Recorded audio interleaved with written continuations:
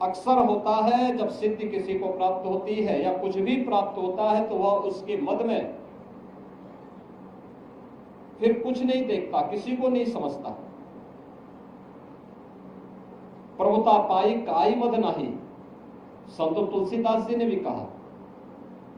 लेकिन बाबा ने अपनी साधना का उपयोग, इस सिद्धि का उपयोग राष्ट्र के कल्याण के लिए किया, लोक कल्याण के लिए किया।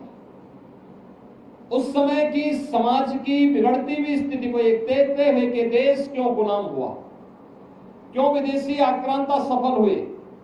एक तरफ उन्होंने समाज को जोड़ने का काम किया, दलितों को, आदिवासियों को, वनवासियों को, गिरवासियों को बिना भेदभाव से मुक्त एक ऐसे समाज की स्थापना का अलग जगाया था जो एक अघोराचार्य को ही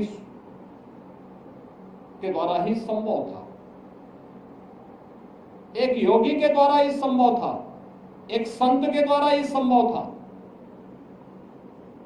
उच्च कुलीन परिवार में जन्म लिया, लेकिन उन्होंने कहा नहीं, छूत अस्पृश्यता के भाव को त्यागना होगा, तभी ये देश सुरक्षित हो पाएगा। और यहाँ के दलितों को, वनवासियों को, यहाँ के जनजातीय समुदाय को उन्होंने बड़ी संख्या में अपने शिष्य के रूप में स्वीकार करते हुए उनके जीवन को प्रशस्त करने के लिए अनेक कार्यक्रम चलाए। तो दूसरी तरफ मुगल आक्रांताओं को भी उन्होंने उस समय सबक सिखाने के लिए सांझा को भी डपट करके भगाने का काम किया था, जो उनके चमत्कार को देखने की प्रतीक्षा कर रहा था। उन्होंने विदेशी आक्रांता उस समय के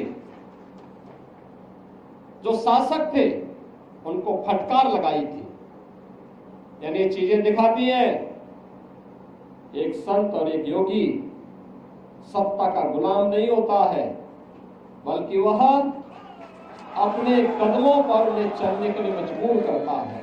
और यही कार्य आज से 425 वर्ष पहले इसी रामगढ़ गांव में जन्मे पूज्य बाबा अघोराचार्य कीनाराम जी महाराज ने अपनी दिव्य साधना के माध्यम से हम सबके सामने प्रस्तुत किया।